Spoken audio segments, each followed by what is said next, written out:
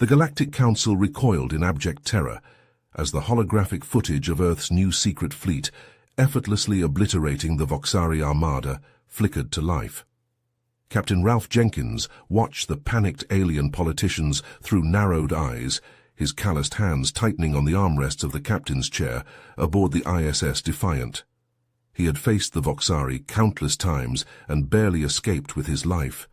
But now humanity finally had a real chance to win this war once and for all. In the Galactic Council chamber, the arrogant Voxari Emperor's right-hand toady Juno slammed his fist on the podium. "This cannot stand. The human scourge spreads like a plague," his shrill voice echoed in the cavernous hall. "We must wipe out their species before it's too late." The other spineless council members murmured their agreement, casting nervous glances at the holographic human warships, effortlessly vaporizing the invincible Voxari. Juno narrowed his beady eyes. "The mighty Voxari Empire will restore order to the galaxy, no matter the cost. We will hunt down every last human and eradicate their kind forever." But as Jenkins watched the chaos unfold, a grim smile crossed his battle-scarred face. The foolish Xenos had no clue about the power of humanity's secret fleet. Built in hidden shipyards, armed with reverse-engineered alien tech, crewed by Earth's most hard-bitten veterans, they would send the Voxari running back to their mamas. The aliens were about to learn a brutal lesson. Don't fuck with humanity. Jenkins sucked in a deep breath of recycled air. The Voxari had enslaved a dozen races and killed billions. They saw humans as primitives to exterminate, but not anymore. This time, it was humanity who would do the exterminating, of every last arrogant alien who stood in their way. Jenkins gripped the armrests as klaxons blared, the ISS Defiant preparing to jump right into the jaws of the Voxari fleet.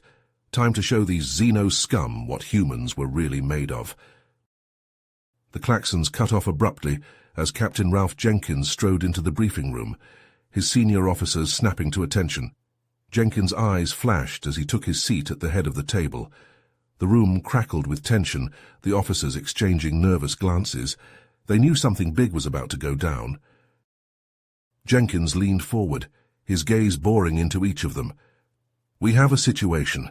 Earth just received intel that the Voxari Empire is planning a full-scale invasion of human space. They've been secretly building up a massive fleet, bigger than anything we've ever seen." The officers erupted in a chorus of gasps and murmurs. Commander Zoe Riggs, Jenkins' second-in-command, slammed her fist on the table. "How is that possible? Our scouts would have detected such a large mobilization." Jenkins shook his head grimly. "The Voxari have been clever, hiding their ships in the asteroid belts of uninhabited systems, but now they're ready to strike, and they outnumber us 10-1. The room fell silent, the weight of the revelation sinking in. Lieutenant Mikhail Petrov, the weapons officer, voiced the question on everyone's mind. "Sir, how can we possibly hope to defend against such overwhelming force?" A ghost of a smile played across Jenkins' lips. "We have an ace up our sleeve. Earth has been working on a secret project, the Omega Fleet. These ships are armed with reverse-engineered Voxari tech and piloted by our best veterans. They can go toe-to-toe with anything the Empire throws at us." The narrator describes the Omega Fleet in reverent tones, painting a picture of sleek, deadly vessels bristling with advanced weaponry. The officers lean forward, hanging on Jenkins' every word as he details the capabilities of these new ships. "The Omega Fleet is hidden in the Oort cloud waiting for my signal to engage. When the Voxari launch their attack, we'll hit them from behind and crush them between our forces, but we need to buy time for the fleet to get into position." Jenkins turns to his officers, his expression hardening. "I need each of you at your best. We're about to face the fight of our lives, and the fate of humanity rests on our shoulders. Prep your departments for battle and stand ready. Dismissed." As the officers file out, a sense of grim determination settles over the room. The narrator emphasizes the high stakes, the tension crackling like electricity. Humanity's very existence hangs in the balance, and the crew of the ISS Defiant will be the first line of defense against the Voxari onslaught. The battle to come will be the most pivotal moment in human history, a desperate struggle against impossible odds. But with Captain Jenkins at the helm, and the Omega fleet waiting in the wings perhaps, just perhaps humanity has a fighting chance. The Voxari fleet surged towards Earth, a swarm of massive warships bristling with enough firepower to glass a planet. At the head of the armada was the Imperator, Juno's flagship. He sneered as he gazed upon the blue and green world filling his viewscreen. Soon that primitive planet would be bathed in cleansing plasma fire. Humanity's ashes would drift through the void of space. "All ships, assume attack formation," Juno barked. The crew of the Imperator rushed to obey, their hands flying over consoles. Prepare to unleash the wrath of the Voxari upon... Suddenly alarms wailed throughout the bridge. Juno whirled to face his tactical officer. "Report." "My lord, sensors are detecting a massive energy surge from the dark side of the human's moon. It's off the charts." Juno's eyes widened. That was impossible. His scouts had reported no human activity near the moon unless... Mere seconds later, a fleet of human warships emerged from behind the moon's shadow. Even to the untrained eye, it was clear these were no ordinary vessels. Sleek and predatory, they practically thrummed with barely contained power. The Omega fleet had arrived. The human ships tore into the Voxari lines like hungry wolves among sheep. Beams of blinding white energy sliced through the void, bypassing the Voxari's shields as if they weren't even there. Juno watched in disbelief as his ships began bursting apart, torn to shreds by the humans' impossible weapons. "Shields are useless," the tactical officer cried. "Their weapons are cutting through our armor like paper." The Voxari fleet reeled as the human vessels danced between them, untouchable and lethal. Voxari cruisers crumpled and exploded, spilling warriors into the pitiless vacuum of space. The comm channels filled with the dying screams of Juno's soldiers. This wasn't a battle, it was a massacre. "All ships regroup and counterattack," Juno roared. But it was hopeless. The human ships were too fast, too agile. They wove between the lumbering Voxari vessels with ease, hammering them with those devastating energy beams. Juno gripped the arms of his command chair until his claws left gouges in the metal. He had come to conquer the humans, to grind their cities to dust beneath his boots. Instead, he could only watch helplessly as the Omega fleet tore his dreams of conquest to shreds. In a matter of minutes, the once proud Voxari armada had been reduced to drifting wreckage and frozen corpses. The survivors limped away in full retreat, fleeing before the sheer might of Earth's secret weapon. Juno slumped in his chair, stunned and beaten. The humans, those weak, primitive creatures, had outsmarted and outfought the Voxari Empire. They had played the long game, hiding their strength until the perfect moment to strike. And now, Juno's fleet lay in ruins, shattered by the power of the Omega ships. As the Imperator turned to flee with the remnants of the Voxari armada, Juno knew that this was only the beginning. The humans had bloodied the Empire's nose and proven their strength. There would be a reckoning, a time when... The battered Voxari ships limped through the void, trailing debris and frozen corpses. The once proud warships, the scourge of 100 worlds, had been humbled by the humans and their accursed Omega fleet. On the bridge of the Imperator, a deathly silence reigned. Juno slumped in his command chair, his eyes fixed on the viewscreen displaying the shattered remnants of his armada. His officers stood at their stations, their gazes downcast, their clawed hands trembling.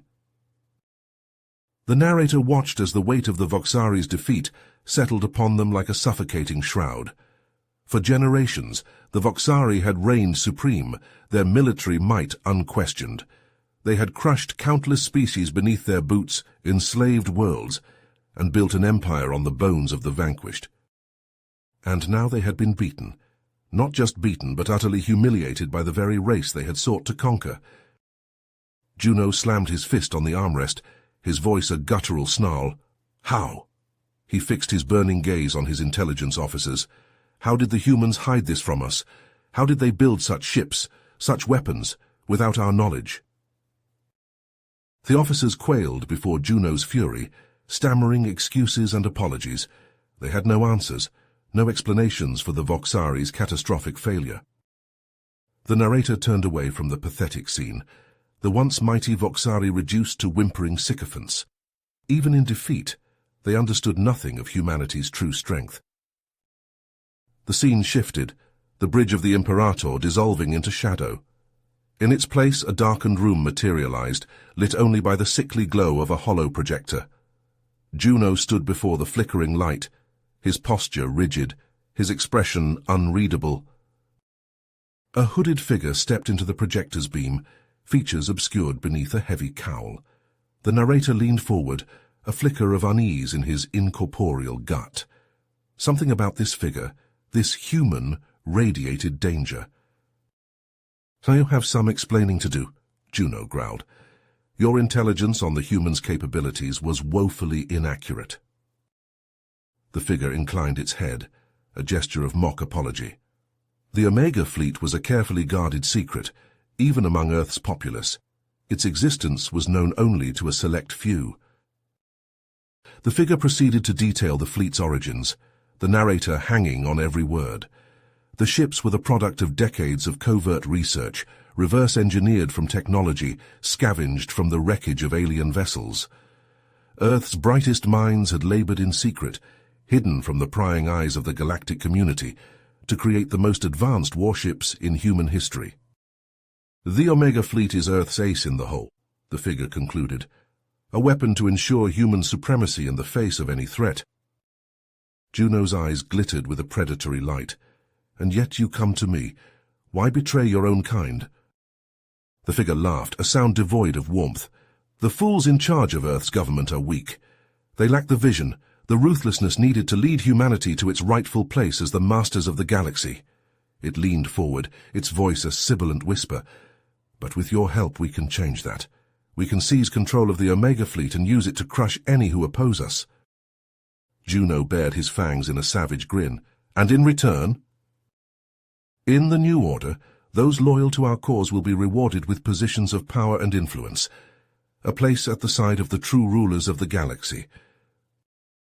The Voxari leader was silent for a long moment.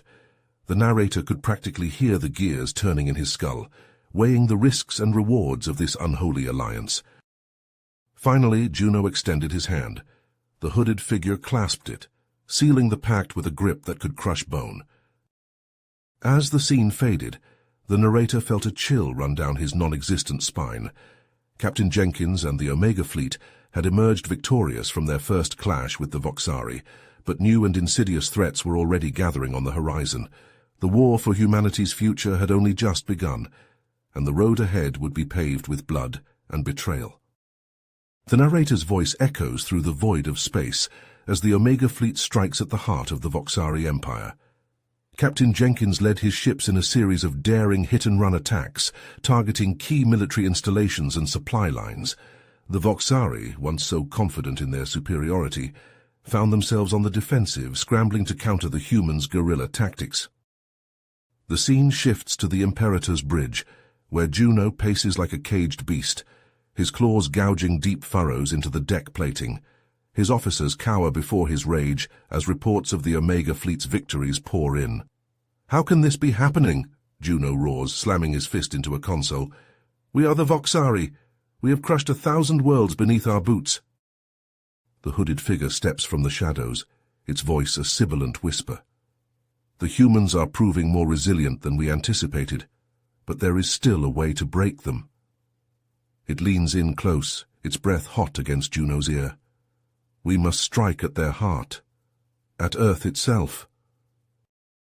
Juno's eyes widen, a predatory grin spreading across his face. Yes, of course.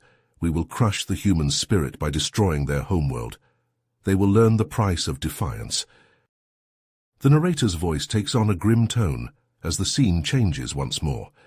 Using secret jump coordinates provided by their human allies, the Voxari fleet bypassed the Omega fleet's defenses and launched a surprise attack on Earth.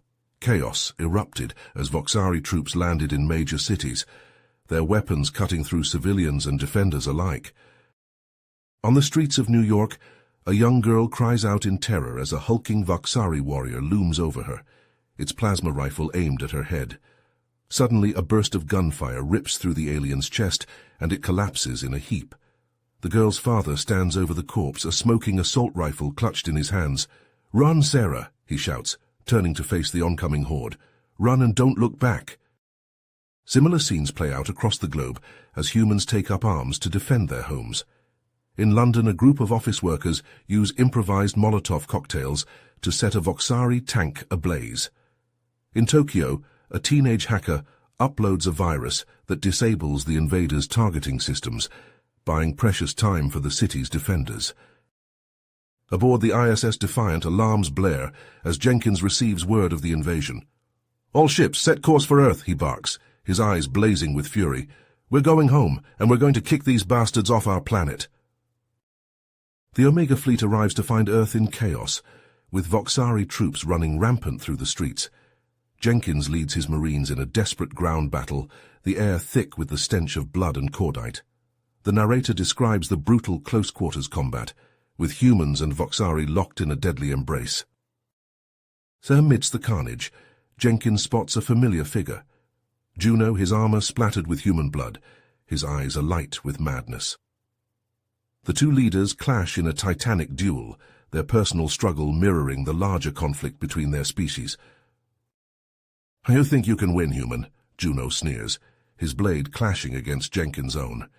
"You are nothing. Your species is weak, fit only to serve as slaves." Jenkins grits his teeth, his muscles straining as he pushes back against the Voxari's assault. "You're wrong," he growls. "Humans are strong because we fight for each other. For our homes, our families, our freedom. That's something you'll never understand." As the battle rages around them, the rogue human faction sees the writing on the wall. The Voxari are losing, and the traitors realize that their only hope of survival is to seize control of the remaining invaders. They turn their weapons on their erstwhile allies, sparking a chaotic three-way melee between the Omega fleet, the Voxari, and the renegades. Jenkins, bleeding from a dozen wounds, rallies his troops for one final push. "This is it, people," he shouts over the din of battle. "This is where we take back our world, for Earth, for humanity." With a roar of defiance, the humans surge forward, overwhelming the Voxari and the traitors through sheer force of will. Juno falls to Jenkins' blade, his lifeblood staining the rubble-strewn streets. The remaining invaders are quickly mopped up, and a ragged cheer goes up from the human survivors. The narrator's voice is heavy with emotion as the scene fades. The war was over. Earth was safe, but the cost had been staggering. Billions dead, cities reduced to ash, and the very fabric of human society torn asunder. And yet, even in the face of such devastation, there was cause for hope. The scene shifts one last time, to a podium where Jenkins stands before a sea of reporters and flashing cameras. His face is lined with fatigue and sorrow, but his eyes shine with fierce pride. "Today, we have shown the galaxy what humanity is capable of," he declares, his voice ringing out across the airwaves. "We have proven that we will never bow to tyranny, never surrender our freedom. We will rebuild, stronger and more united than ever before." As the speech ends and the crowds begin to disperse, the narrator offers a final, sobering observation. The Voxari Empire was broken, but the galaxy remained a dangerous place. New threats would arise, new challenges to be faced. But one thing was certain. Humanity would never again be underestimated. For better or worse, Earth had taken its place among the stars, and the universe would never be the same. You have reached the end of the story. If you enjoyed this story and want to support us, please leave a like and subscribe to our channel, and for every comment that says 88, I will heart every single one of them. Thank you for your time.